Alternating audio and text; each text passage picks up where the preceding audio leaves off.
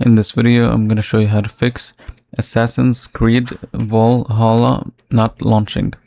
So first thing you want to try is right click on Steam, then properties, compatibility, enable these options, and then apply and then OK. Then go to device manager, check if there's any update for your graphics driver, and then just update them. You can also update them from here, drivers, and then update, and then download. Now you want to go to the main folder for the game. So right click on the game, and then you will go to properties, then install files, and then browse. You will see something like Assassins Creed.exe.